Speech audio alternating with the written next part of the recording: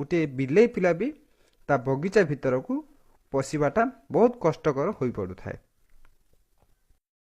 ଦିନକର କଥା, ମାଳି ଫୁଲ ସବୁ ତୋଳି ଗୋଟେ ଜାଗାରେ ରଖିଥାଏ।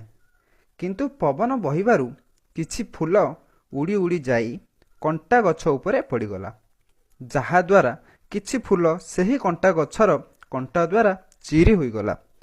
ସେହି ଚିରା ଫୁଲ ଗୁଡ଼ିକୁ କେଉଁ କାମରେ ଆସିବନି ଭାବି ମାଳିଟି ସେହି ଫୁଲ ଗୁଡ଼ିକୁ ମାଟିରେ ପକାଇଦେଲା, ଯାହାଦ୍ୱାରା ସେହି ଚିରା ଫୁଲ ଗୁଡ଼ିକ ମାଟି ହୋଇଗଲେ। ଏହି ଦୃଶ୍ୟ ଦେଖି କଣ୍ଟା ମନେ ମନେ ଭାରି ଦୁଃଖ କଲା, କାରଣ ସେହି ଫୁଲ ଗୁଡ଼ିକ ଶିବ ମନ୍ଦିରରେ ଲାଗିଥାନ୍ତା। କିନ୍ତୁ ମୋ ଲାଗି ଏ ଫୁଲ ଗୁଡ଼ିକ ଆଜି ମନ୍ଦିରରେ ଲାଗିପାରିବେ ନାହିଁ। ଏତିକି କହି ସେ ଭଗବାନ ଶିବଙ୍କୁ କ୍ଷମା ପ୍ରାର୍ଥନା କରୁଛି। ହେ ପ୍ରଭୁ, ମୋର ଭୁଲ ହୋଇଯାଇଛି, ମୋତେ କ୍ଷମା